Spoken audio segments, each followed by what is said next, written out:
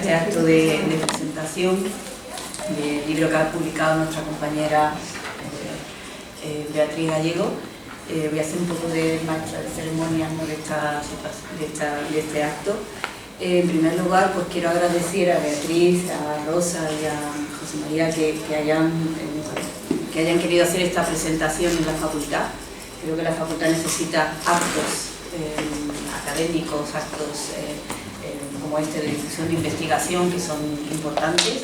Y agradezco que lo hagan aquí, aunque bueno, habrá que hacer más esfuerzo para que estas cosas tengan más tirón y tengan más llamamiento.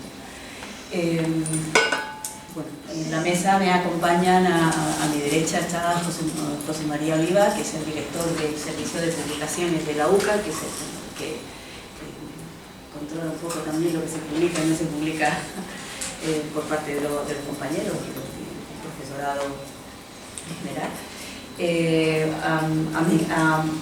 A mi izquierda, al final de la mesa, está Rosa Vázquez, que es la directora de la colección, permítame que lea el nombre de la colección, de monografías de ciencias sociales, políticas del comportamiento y de la educación. Y a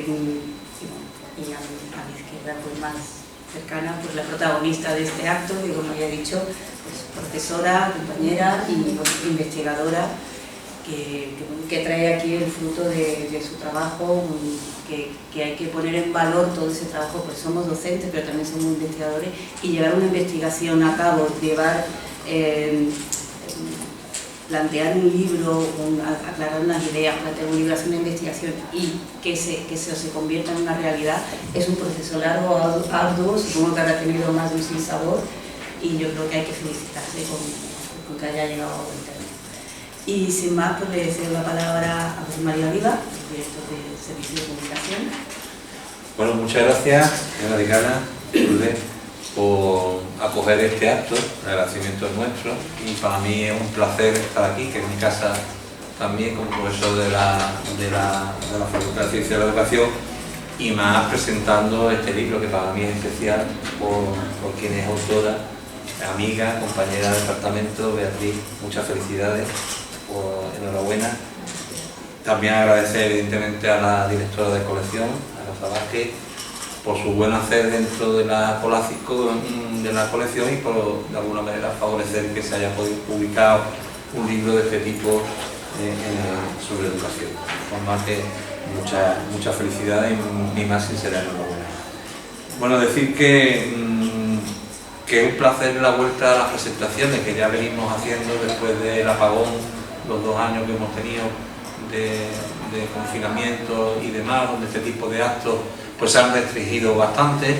Hemos durante este tiempo hecho presentaciones en vídeo que creo que luego después son las que perduran, ¿no? Y en vídeos cortos, porque son los que corren por las redes, y de hecho en su momento Beatriz hizo un vídeo sobre el libro, pero quedaba pendiente la presentación oficial, ¿no?, que era justa, es merecida y nunca encontrábamos el momento y por fin ha llegado el día. Por eso para mí es un placer estar en esta mesa y ante la presentación del libro.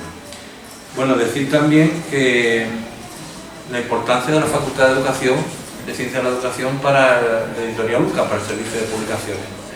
Es verdad que solamente hay una colección, que es esta en la que se ubica este libro, y que a mí me gustaría, y lo estaba comentando antes en la mesa, y lanzo la invitación por si alguien la quiere coger, una colección específica sobre educación, porque en esta se aborda el tema de educación, pero también otros temas, porque tienen una orientación transversal, sociológica, política, ideológica, y que creo que tiene sentido. Pero aparte de eso, creo, he hecho en falta una colección específica de educación. Y bueno, lanzo por la invitación por si alguien quiere retomarlo. Sé que ser coordinador, director de una colección genera mucho trabajo, pero creo que es necesario, es necesario. El Servicio de Publicaciones intenta publicar los libros dentro de colecciones, no publicar libros sueltos. Es una máxima de las políticas editoriales hoy día, no libros que sean, sino que estén dentro de una colección. y para que pudieran prosperar los libros sobre ciencia de la educación, sobre enseñanza de la matemática, de la historia, sobre temas genéricos de educación, sería bueno que hubiera una colección específica, ¿no? Pero por otra parte también es cierto que la Facultad de Ciencia de Educación, hay que decir que tiene un papel importantísimo en las revistas. Es decir, de las 23 revistas que tenemos ahora mismo en el portal Editorial UCA, 6 están relacionadas con la educación, es decir, casi una de cada 4. Eso muestra la importancia de ciencia de la educación. Y si ya tuviéramos la colección específica de libros, entonces ya sería, junto con la Facultad de Filosofía y Letras, por las dos facultades que suman, digamos, su aportación principal. Bien, en cuanto al libro, pues además de ser un libro que ahora ya lo presentará la coordinadora de colección, pero yo quería decir también unas palabras, la importancia y el buen hacer de este libro, en el que el subtítulo es tan importante o más que el propio título. Como dice, el buen hacer en la educación, narrativas contrahegemónicas y prácticas inclusivas. Para mí me parece muy importante porque encierra no solamente un trabajo científico, académico, que proviene de su tesis doctoral, sino que además es un libro que rebosa de compromiso social, ideológico, y que para mí quiero decir que lo llena, porque no se trata de la Editorial UCA de publicar libros únicamente académicos, sino de que tenga una transferencia a la práctica, y la transferencia, yo creo que el compromiso social para mí es muy importante, ¿no? Algunos términos que he sacado del libro, como igualdad, equidad, inclusión, libertad, sostenibilidad, yo creo que ponen de manifiesto el espíritu del libro, ¿no? Un libro muy bien adaptado a un público general, no a un público únicamente académico, aunque proviene de un trabajo de investigación, está muy bien adaptado a lo que es el público en general, ¿no? Y de hecho va dirigido a profesorado, que para mí eso es un valor añadido, el que un trabajo sea dirigido al profesorado. Y otro valor que yo querría destacar es que mientras que en muchos libros donde se hacen análisis pesimistas de déficit, de dificultades, de problemas, de obstáculos, yo creo que este libro tiene una orientación diferente, está más centrado a proponer, a hacer propuestas de buenas prácticas. Y creo que esa orientación es muy necesaria en el ámbito de la educación, porque siempre vemos la parte negativa, pero yo creo que a través de él, la lectura del libro nos deja claro que desde la educación podemos hacer mucho para el ideal de otro mundo posible, ¿no? Y yo creo que eso es algo que se respira en el libro. Y yo por mi parte nada más, yo quiero ceder el protagonismo a los que lo tienen, que es la directora de colección y sobre todo la autora. Así que por mi parte nada más, muchas gracias. Pues le toca el turno a la directora de la colección. Buenos días a todos y a todas. Bueno, para mí es un día, la verdad, de suma alegría, ¿verdad? Estar aquí en esta sala, en la sala de conferencia, por el motivo que nos ha reunido, que es la presentación del libro del buen hacer, narrativas contrahegemónicas y prácticas inclusivas, cuya autora es Beatriz Gallego Noche, ¿no? Y creo que decir de enorme alegría se queda corta, ¿no? Por muchos motivos, ¿no? Algunos de los cuales pues diré, ¿no? Dicen que en esta vida hay que saber esperar, ¿no? Y creo que José María y yo hemos sabido esperar, y también Beatriz, ¿no? Y en este saber esperar, pues tiene cabida la esperanza, ¿no? La esperanza entendida como ese estado de ánimo que surge cuando se presenta alcanzable lo que se desea, ¿no? Y lo que se deseaba era precisamente que se presentase el libro de Beatriz Gallego Noche de manera presencial, ¿no? Como bien ha apuntado el director de la colección, José María Oliva, el libro fue presentado en formato digital porque coincidió su nacimiento a finales del 2019 con el marzo del 2020 y el confinamiento. Había que hacer circular, ¿no?, la edición del libro, pero quienes aman los libros o amamos los libros, como es un acto de presentación presencial, con el calor humano, en carne y hueso, pues no sustituye. Tiene la ventaja, como ha apuntado José María, de que eso permanece, que circula, pero yo creo que lo que es la presentación de un libro aquí, con el libro y su autora, pues no es no sustituye, ¿no? al otro género, ¿no? Este acto también para mí es especial por tres motivos, ¿no? El primero porque es el primero que se presenta siendo directora de la colección, ¿no? Así que me estoy estrenando públicamente en este sentido, ¿no? Mi incorporación fue en el año 2018, en ese momento en el que se produce un cambio, un giro en la colección, que es cuando me incorporo como directora. Y creo que poco después se incorporó José María, ¿no? Asumiendo la dirección del servicio de publicaciones, ¿no? Llegan los dos primeros libros, entre ellos el de Beatriz, llega la pandemia, online, y bueno, pues esta es la oportunidad y por tanto para mí es especial. También resulta especial, yo lo he apuntado a José María, es una muestra de que volvemos a la vida académica intelectual. Yo creo que toda facultad, y en este caso la nuestra, la Facultad de Ciencias de la Educación, necesita de este tipo de eventos, ¿no? Porque lo que define una vida académica, intelectual, universitaria, no es solamente lo que se gesta en las aulas, sino también pues, todas las conferencias que hay que agradecer desde el decanato, que se esté apoyando tantas iniciativas, celebrándose, creo que en la semana que no haya un acto, ¿no? O una conferencia en la facultad, y por tanto mi agradecimiento a la decana que está aquí con nosotros. Y el tercero, pues muy bueno, no por ser el tercero tiene menos valor, y es precisamente que sea la obra de mi querida amiga y compañera Beatriz Noche. Haciendo honor a su madre, que el segundo apellido nunca nos lo podemos. Yo soy de las que defiendo el segundo apellido. Porque para mí es un lujo, ¿no? Es un lujo de que sea este libro el que se presente, y digo con ese calificativo de mi querida Beatriz porque el libro ha cumplido todos los protocolos, es decir, aquí nadie se ha regalado nada, se ha cumplido todas las evaluaciones externas e internas para que el libro saliera a la luz. Por tanto, como ese proceso se ha cumplido perfectamente, ya me permito el lujo de decir mi querida Beatriz.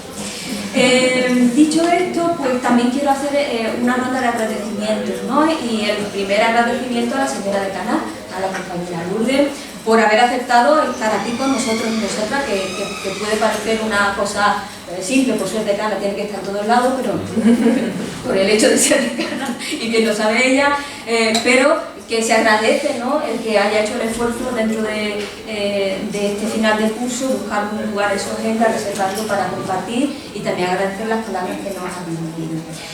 Por supuesto, al director del servicio de comunicaciones, ¿no? A José María Oliva. Y bueno, ya que es mi primer acto público siendo directora de la colección, mi agradecimiento es en dos sentidos, ¿no? El primero, cuando le llegó la propuesta, después pasar el proceso de evaluación interna de la propuesta del libro de Beatriz, pues apoyó la iniciativa, ¿no? Porque bien sabemos que un director o directora, pues aunque haya una propuesta, puede decir, bueno, pues me interesa, no. Y sin embargo apoyó la propuesta.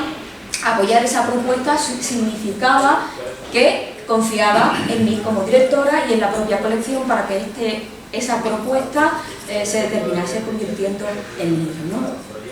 Pero también creo que es merecedor José María en hacerlo en este acto público, porque creo que es de justicia, que ese agradecimiento no solamente queda en esta propuesta y en mí en relación a la propuesta, sino también su confianza depositada desde el principio. Antes decía que mi incorporación a la colección fue casi con meses de diferencia la incorporación de José María a la dirección, y desde que asumió la dirección pues me apoyó y me sigue apoyando en mi papel de directora de la colección, y por tanto creo que es merecedor hacer públicamente ese agradecimiento hacia José María.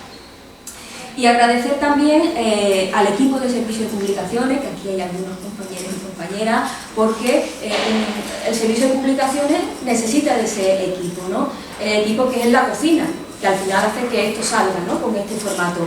Con especial mención a Pedro Cervera, ¿vale? Que trabajé con él mano a mano en este libro, y que ya bueno, pues se encuentra jubilado, disfrutando de otras cosas, ¿no? Pero creo que también es merecedor Pedro Cervera que se ha nombrado aquí por su gran papel que ha desempeñado en el servicio de publicación.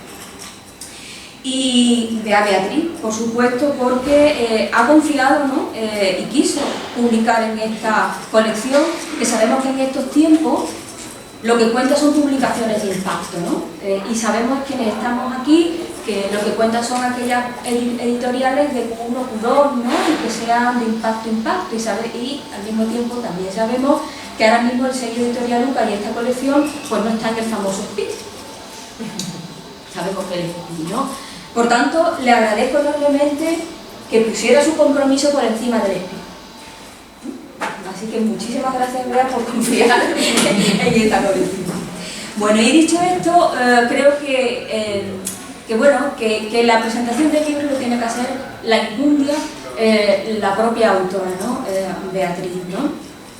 Porque si no también hacer spoiler, ¿no? Y creo que no es el cometido, ¿no? Sino hacer alguna reflexión o comentario del trabajo de Bea, porque bueno, este trabajo nace, ¿no? De un gran esfuerzo que fue su proyecto para la plaza de titular, en el cual, bueno, pues me vi también implicada de un modo u otro desde la cocina, y sé que esto ha traído, ¿no? Pues mucho tiempo, mucho cuidado, mucho cariño y mucho compromiso, ¿no? La obra, dicho de alguna forma breve, ¿no? Pues nos ofrece una vía alternativa para pensar y pensarnos en relación a nuestro compromiso y responsabilidad con la educación, con la equidad y con la inclusión, ¿no? Y cuando digo una vía alternativa, y en esta relación de pensar y pensarnos, pues me recuerda a una de las cuestiones que plantea Boaventura de Sousa, autor que menciona Beatriz en su obra, en su libro sobre la justicia entre saberes, que cuando se habla de alternativa, lo importante no es la alternativa, sino el pensamiento que se crea desde ese posicionamiento de la alternativa, ¿no? Si no una alternativa, pues sentándola sin más, pues cae, como está ocurriendo con muchas de las cosas y discursos que están circulando por nuestro mundo de la educación. Y en este sentido, Beatriz toma un posicionamiento firme desde donde habla y construye su propio discurso, ¿no? Y esta vía alternativa, como pensar y pensar, ¿no? En la educación, pues lo hace ofreciéndonos también otras claves que nos interpela a admitir, y creo que eso es lo importante y tiene valor la obra, a que hay un resquicio, aunque mínimo, de posibilidad de cambio, que otra educación es posible y que otras prácticas educativas pues son posibles, ¿no? Muchas veces se cae, ¿no? Porque es verdad que ocurre que las macroestructuras son las que nos controlan, son las que manejan los hilos, y parece que nosotros desde aquí, como somos poquita cosa, no podemos hacer nada y quedamos en esa actitud de conformismo, ¿no? Sin embargo, tenemos un poder que es tener las tijeras, ¿no? Y aunque no cortemos todos esos hilos que nos manejan, algún hilo se corta, y basta con que se corte uno para demostrar que se puede cambiar. Beatriz sí que tiene unas cuantas tijeras aquí dentro, ¿no? En forma de palabras, ¿no? Que evidencia que se puede cortar no solamente un hilo, sino más de uno, ¿vale? Por tanto, sí es posible el cambio, sí es posible mirar la educación pues de otras maneras, ¿no? Sí decir también que una de las cualidades de Bea, y no solamente en este libro que se presenta hoy, sino en todo su trabajo académico, es que lo hace con contundencia, con ese posicionamiento que mira con una lupa crítica desde cuestiones de la política, de lo social, de lo cultural, de lo educativo, y desde esa múltiple mirada es como aterriza a analizar las cuestiones controvertidas, que no dejan de ser controvertidas en educación, ¿no? Consigue desde ese análisis crítico pues, poner sobre la mesa pues, todo lo que sostiene a las políticas educativas actuales, neoliberales, colonialistas, patriarcales, conservadoras, ¿no? Que son las que justifican, parece, tanta desigualdad, exclusión e injusticia, ¿no? También otra de las cosas que caracteriza a Bea y que se refleja en el libro es que lo hacen desde una rebeldía, ¿no? Una rebeldía diplomática. Y yo creo que eso también es importante. La diplomacia no se puede perder, pero la rebeldía no. Porque sin rebeldía, pues pocas cosas se mueven, ¿no? Entonces yo creo que desde esa mirada tiene un valor encomiable la obra de Bea. Precisamente pensando en la presentación de hoy, leí ayer o antes de ayer una noticia que era un encuentro que se ha dado entre Corinne Peluchon, una filósofa especialista en bioética y en medio ambiente, y Juan Luis Arzuaga, ¿no? El paleontólogo, que es una figura en nuestro país, ¿no? Y en ese debate, ¿no? Entre la filósofa y el paleontólogo, giraba la cuestión de cómo se puede reparar el mundo, ¿no? Entonces, la filósofa y el paleontólogo hablaban de la necesidad de una revolución antropológica, ¿no? En el sentido que había que buscar la forma de hermanar, de poner en común los seres humanos, la naturaleza y los animales, ¿no? Y claro, cuando estaba leyendo ese discurso que gira entre ambos, entre esta pensadora y este pensador, pues aparecía el libro de Beatriz, ¿no? Porque precisamente es una de las cuestiones que ella aborda en este libro. Porque de alguna forma ese buen hacer en educación, ¿no? Si lo ponemos la segunda parte entre paréntesis, en educación nos quedamos con el buen hacer, conecta precisamente con esa tríada de seres humanos, naturaleza y animales, porque esa tríada además desemboca en un concepto que es el buen vivir, que también lo trabaja la autora Beatriz, que lo defiende en las culturas indígenas, que definen otras formas de estar en este mundo que no sea extractivista y el ser humano esté por encima del resto, ¿no? Este buen hacer como el buen vivir pues es necesario para garantizar el derecho de la educación, esa igualdad de oportunidades, la justicia y la igualdad, y crear una sociedad con ciudadanos y ciudadanas que por lo menos tengan un pensamiento crítico, ¿no? La lectura de la obra de Beatriz pues evidentemente no te deja impasible y no vaya a encontrar soluciones, porque eso es lo bueno, pero sí al menos preguntas para pensar y pensarnos qué cosas podemos hacer que está en nuestro alcance para cambiar, ¿no? Porque creo que es necesario ese cambio. No voy a decir más nada de la obra de Beatriz porque creo que la protagonista es ella, que es la que puede mejor hablar de los intereses y lo que define este trabajo. Así que, Bea, muchísimas gracias. Muchas gracias, Julio, y muchas gracias. Gracias, Rosa. Empezar después de escuchar a mi querida compañera, a mi querido compañero, pues va a ser difícil, ¿no? Porque bueno, ya traía nervios para la presentación, ¿no? Y bueno, creo que me ha puesto el listón demasiado alto, pero bueno, vamos a hablar y vamos a hacer lo que podamos, ¿no? Bueno, yo traigo mi discurso y mi narrativa escrita y iré pasando un poco por esas claves que he considerado, que he seleccionado, que me parecen más significativas, pero bueno, en cualquier momento o al final podríamos hacer una discusión de los planteamientos que trabajemos, ¿no? Bueno, en primer lugar, evidentemente no puede ser de otra manera. Quiero agradecer al director de Servicio de Publicaciones y la editorial Luca, José María, gran compañero.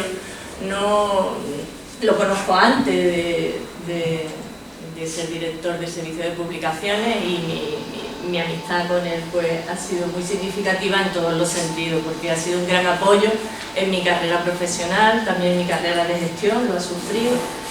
Y bueno, creo que mi primer agradecimiento tanto como persona y como director para José María, ¿no?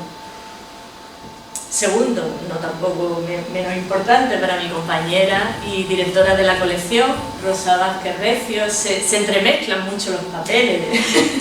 Es difícil mantener el protocolo, ¿no? Cuando hay figuras que están representando aquí ahora mismo en la mesa un papel determinado, pero que no puedo dejar de entrelazar con mis sentimientos, con mi agradecimiento y con mis experiencias vividas también con ella, ¿no? Ha sido una maestra, para mí es mi maestra, sigue siéndolo, y un ejemplo de cómo se puede desarrollar profesionalmente una persona en la universidad con un posicionamiento ético admirable.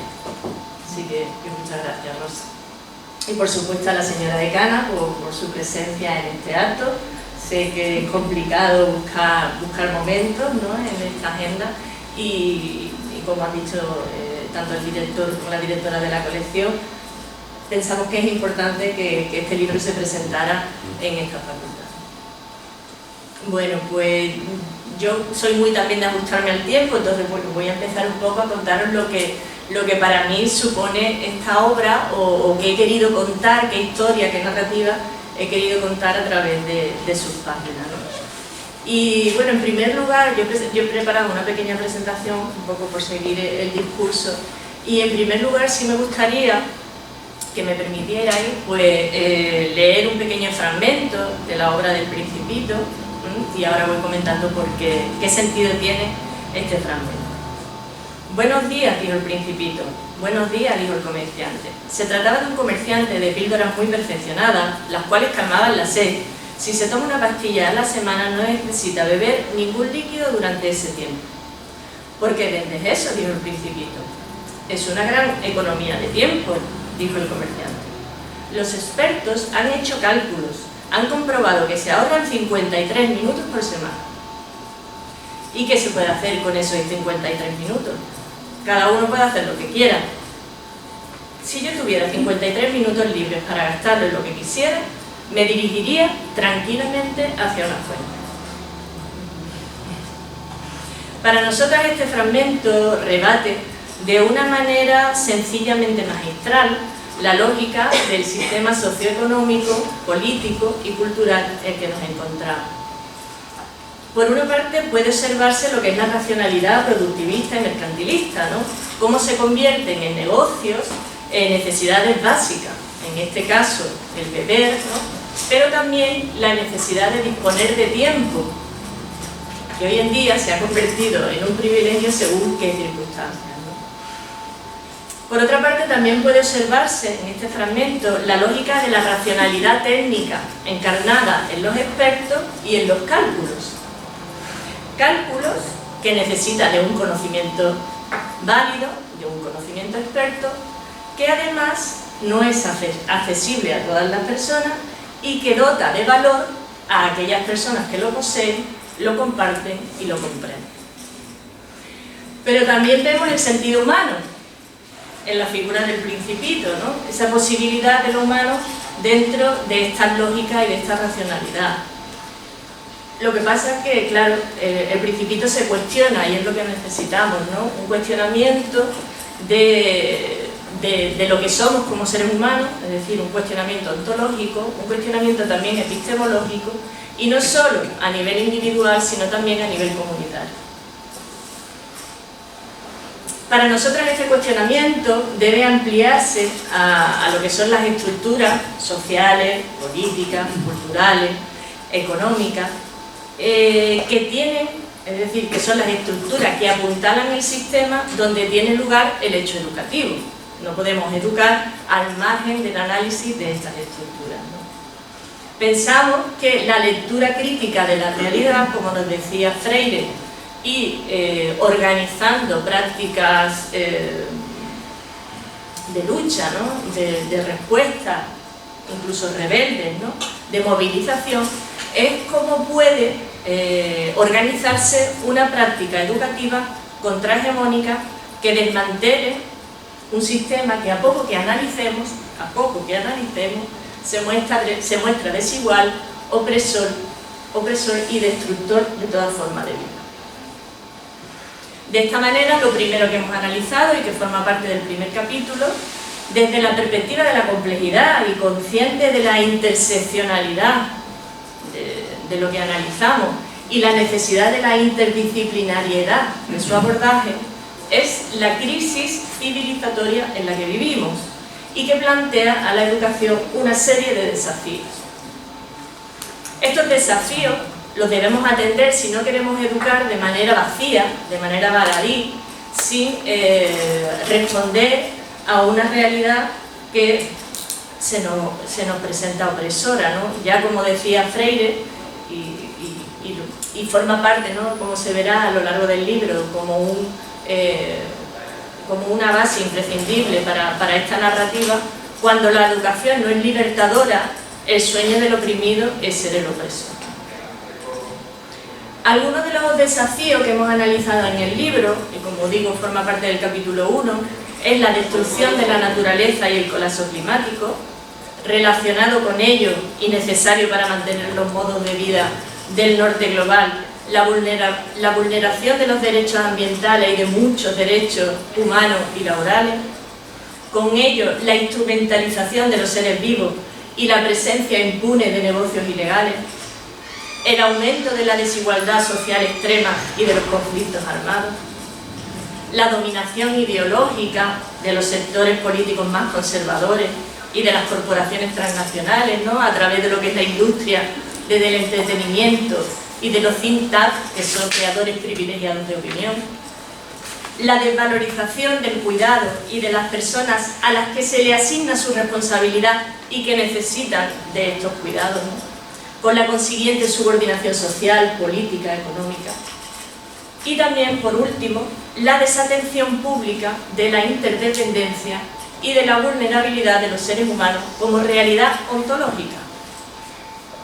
Frente a esta realidad hay un discurso de independencia, de autonomía, de lo que se conoce en la literatura como homo economicus, que no necesita cuidado ni tiene responsabilidad por los cuidados de los otros. Estas situaciones son y otras muchas que no abordamos en el libro, son situaciones visibles, palpables, de unas estructuras que se erigen jerárquicas y deliberadamente sobre las diferencias de raza, como constructo conceptual y no biológico, genético, se construye sobre las diferencias de género, se construye sobre las diferencias de funcionalidad, se construye sobre la diferencia de clase, de género, a las que se le otorga además un desigual valor. Una de las estructuras que sostienen, o estas estructuras que sostienen el sistema productivista, que no deja de ser clasista, neocolonialista, heteropatriarcal y racista, como ya ha comentado, ¿no?, la directora de la colección, favorece los privilegios de ciertas élites sobre el bien común. Es algo que también podemos ver de manera cotidiana, ¿no? Pero es que además estas estructuras sostienen a la institución escolar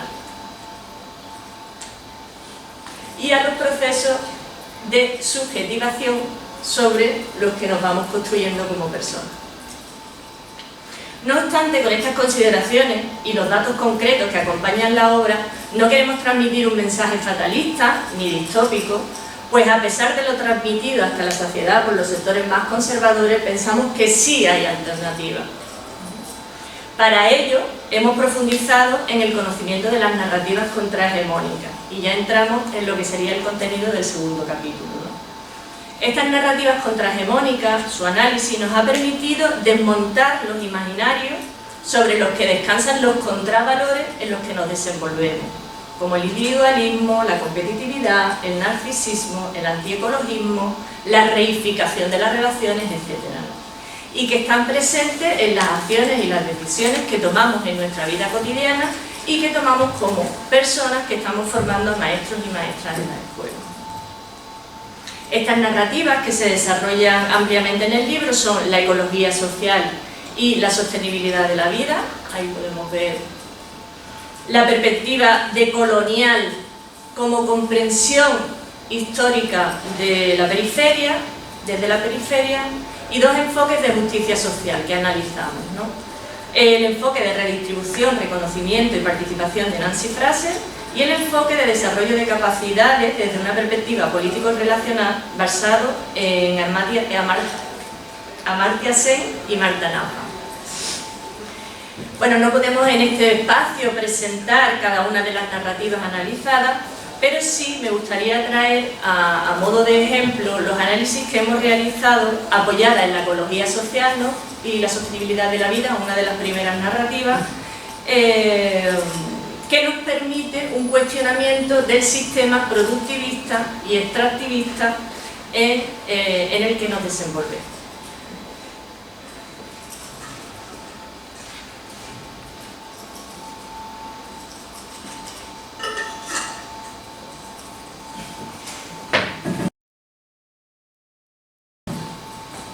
Bueno, este sistema de pensamiento, que que podemos definir de distintas maneras, ¿no? Productivista, extractivista, industrialista, neoliberal, capitalista, pero que no deja de ser un sistema de pensamiento y un sistema ideológico dominante, tiene presencia en la experiencia de vida de todas y todos, de cada una de nosotras y de cada uno de nosotros, ¿no? Una de las manifestaciones, y lo hago a modo de ejemplo, ¿no? Utilizando la ecología social, una de las manifestaciones más observables es nuestra relación con el trabajo, ¿no?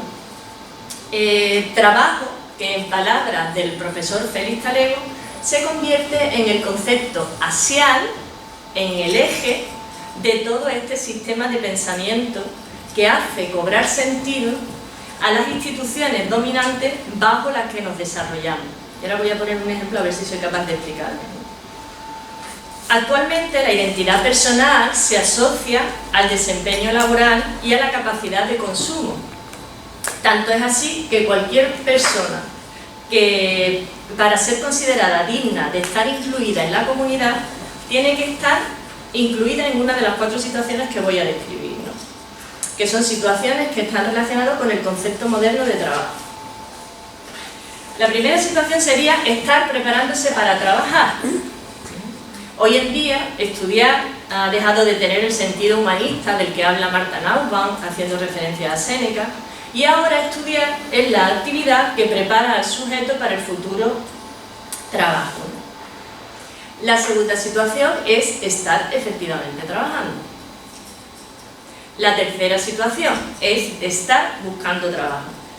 Y esta situación además se espera experimentada de manera atosigante, es decir, que sea una actividad asfixiante, absorbente y que ocupe todo el tiempo de la persona que está buscando trabajo, porque esa es la manera de justificar que lo está haciendo. Y la última situación sería demostrar ante uno mismo y ante la comunidad que se está exento de trabajar, bien porque ya nos hemos jubilado, bien porque estemos en alguna situación incapacitante. Una persona que no esté en una de esas 4 situaciones está seriamente cuestionada. Es que desde estos paradigmas, ¿no?, que podemos llamar de distintas maneras, en mi caso yo lo suelo llamar crecentista, productivista, industrialista, el sentido de la vida de cada una de las personas, incluso de cada comunidad, y podríamos ir más allá, el sentido de los seres vivos, de la misma humanidad, es contribuir a lo que ellos llaman el proceso de desarrollo de riqueza o el proceso de desarrollo de las fuerzas productivas. Todo sujeto que no pueda justificar que de alguna manera está contribuyendo a este desarrollo, pues está en riesgo de exclusión de la comunidad. Además, como el trabajo es prioritario, ¿no?, en este sistema ideológico, pues cualquier actividad que sea considerada como tal se justifica por sí misma. No se discrimina entre el conjunto de actividades que se consideran trabajo y, por lo tanto, pueden ser trabajo la producción de lápices y de cuadernos, y puede ser también trabajo la producción de minas antipersonales o la extracción de materiales, ¿no? De esta manera se normaliza bajo la bandera del trabajo, bajo la bandera del crecimiento, de la creación de puestos de trabajo, todo tipo de acciones que pueden resultar cuanto menos cuestionables, ¿no? Como pasó aquí hace algunos años con el tema de la construcción de los barcos de guerra en los astilleros de Cádiz, o ahora más actual, la reapertura de las minas de Andalcoya. Además, este sistema de pensamiento, ¿no?, hegemónico considera la diversidad de las actividades humanas en apenas 2 clasificaciones. Por una parte estarían las actividades productivas, que son las que le dan valor al objeto a través del trabajo, y luego estarían las actividades no productivas, como por ejemplo la crianza, el cuidado o incluso la enseñanza, ¿no? Luego hay otro tipo de actividades como el ocio, el arte, que formarían parte de otro conjunto de clasificación, pero también subordinadas. Es decir, las que tienen más valor son las actividades productivas, las que tienen menos valor las actividades no productivas. El problema está en que no solo se clasifica y jerarquiza las actividades, sino que se clasifica y se jerarquiza a las personas que desempeñan esas actividades.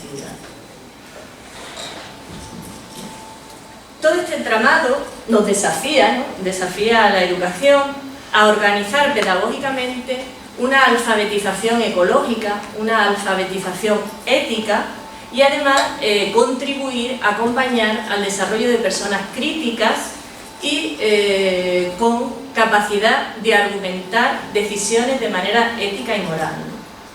Desde el ecologismo social, que decíamos que es una de las narrativas que he tomado como ejemplo, la clasificación de las actividades humanas no iría en función del criterio de productivas o no productivas, sino de perjudiciales o no al medio ambiente y a las relaciones igualitarias entre las personas. Desde esta narrativa se insta a derribar las jerarquías que legitiman los privilegios de ciertas personas sobre otras y la instrumentalización de los seres humanos. Las personas inferiorizadas se vuelven objetos y tenemos que ser muy conscientes desde el ámbito educativo de esta inferiorización que además forma parte de la vida cotidiana y de la realidad de nuestro día a día. Una instrumentalización e inferiorización que será mayor o menor, más o menos permitida por las instituciones, dependiendo del patrón, del valor cultural al que se les asigne, del lugar que ocupan en esa clasificación jerárquica y de la interseccionalidad de esas asignaciones. Es decir, la opresión y jerarquización va a depender y se va a permitir en función de los signos en que se viva el cuerpo. Como decía antes, raza, género, funcionalidad, etc. De esta manera, y apoyada en estos análisis y en las otras narrativas contrahegemónicas, entramos en el contenido del tercer capítulo, que aborda la necesidad de atender esta interseccionalidad de las desigualdades, de las opresiones, mediante una educación que ha de ser inexcusablemente inclusiva. Para ello hemos elaborado una propuesta pedagógica que entendemos en sí misma inclusiva, crítica y humanista, y que bebe de los pensamientos de Paulo Freire y de Franz Fanon.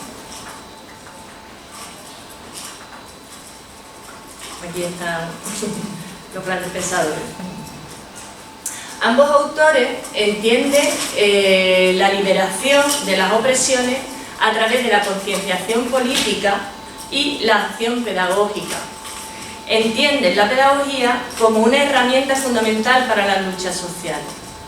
Una pedagogía problematizadora de la realidad, ¿no?, como intentamos hacer en el primer capítulo, y dialógica, que permita partir del reconocimiento y de la decodificación crítica de una situación existencial concreta. Es decir, son las propias personas que experimentan estas situaciones de opresión, que somos todas y todos, como hemos visto, ¿no?, con el ejemplo del trabajo, tomemos conciencia de esta situación y la decodifiquemos en una perspectiva crítica. Porque es la manera de transformar prácticas que conviven con nosotras y con nosotros en nuestro día a día, ¿no? Es un quehacer político y pedagógico sin ambajes. En el último capítulo número 4, presentamos una narrativa propia.